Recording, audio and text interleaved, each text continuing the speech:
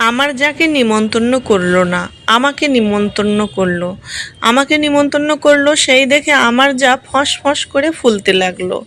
আমাকে যখন পাশের দোকান থেকে, আমাদেরই এখানে একটা দোকান আছে সোনার দোকান, তো সেখান থেকে আমাকে বলতে এসেছিলো সকালবেলা যে বৌদি আমাদের দোকানটা আজকে পরিষ্কার করে দেবে, পরশুদিনে তো বিশ্বকর্মা পুজো, তো আজকে যদি পরিষ্কার করে দাও আমরা তোমাকে ১,৫০০ টাকা দেবো আর রাত্রের খাওয়া দাওয়ার নিমন্ত্রণ।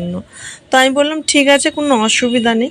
সে তো আমার যা বললো যে এই আমাকেও নিয়ে যাবি, যা টাকা দিবে অর্ধেক টাকা আমাকে দিয়ে দিবি, আর রাত্রেবেলা তার মানে আমরাও খাওয়া দাওয়া করে চলে আসব। আমি বললাম দেখো বৌদি, নিমন্ত্রণ তো আমাকে করে গেল, আর ওদের তো সেরকম কাজ থাকে না, ওরাই হাতাবাতি করে বলবে, আমি শুধু মুছামুছিগুলো করে দেবো, ঝাড়াঝুড়িগুলো করে দেবো। আর বছরও তো আমি পরিষ্কার করতে গিয়েছিলাম, আর বছর ১,০০০ টাকা দিয়েছিল, এবছর ১,৫০০ টাকার মতন দেবে বলছে। আমি বললাম বৌদি তুমি কি যাবে আর কত তোমাকে দেব? তখন বৌদি বলল কেন রে, আমাকেও দিবি, আমিও যাব। আমি বললাম দেখো বৌদি, এরকমটা কি বলা সম্ভব? তুমি তাহলে বলতে পারতে তো যখন বাড়িতে এসেছিলে যে আমিও তাহলে ওর সাথে যাব, আমিও পরিষ্কার করতে যাব। এখন যদি তোমাকে আমি পরিষ্কার করতে নিয়ে যাই, তারপরে তোমাদের বাড়ির লোককে যদি সবাইকে খেতে নিয়ে যায়, একটা কেমন হবে বলো তো?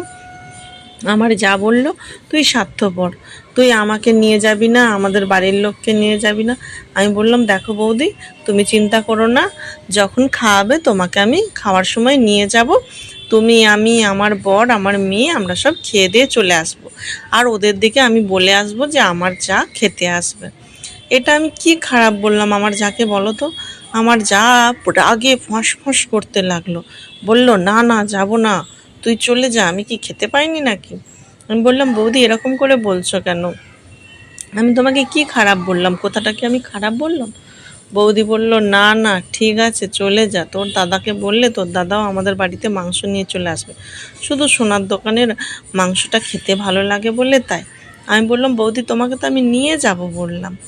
যাই হোক, বেশি বৌদির সাথে তর্কাতর্কি করলাম না, আমি চলে গেলাম। যাওয়ার পর তাদের দোকান ঝাড়াঝুড়ি পরিষ্কার টরিষ্কার করলাম, করার পর ১,৫০০ টাকা দিয়েছিল, আর সন্ধ্যাবেলা নিমন্ত্রণ করেছিল। সন্ধ্যাবেলা আমরা যেয়ে খাওয়া দাওয়া করে আসলাম। রান্নাবান্না বেশ মোটামুটি ভালো ছিল, মোটামুটি কেন, সোনার দোকানের রান্নাবান্না তো খুব সুন্দরই করে ওরা, তবে শুধু মাংস করেছিল, এর সাথে আর কিছু করেনি। আচার কিনে নিয়ে এসেছিল, তো যার ইচ্ছা হবে আচার খাবে, যার ইচ্ছা হবে না আচার খাবে না। আমরা আচার টাচার নিইনি, মাংসর ঝোলটাই এত সুন্দর বানিয়েছিল, তো আমি ভাবছিলাম যে বেশি হলে নিয়ে চলে যাবে একটু, তো বেশি সেরকম হয়নি। আর আমার যাকে বলেছিলাম তোমার জন্য ২ পিস নিয়ে যাব,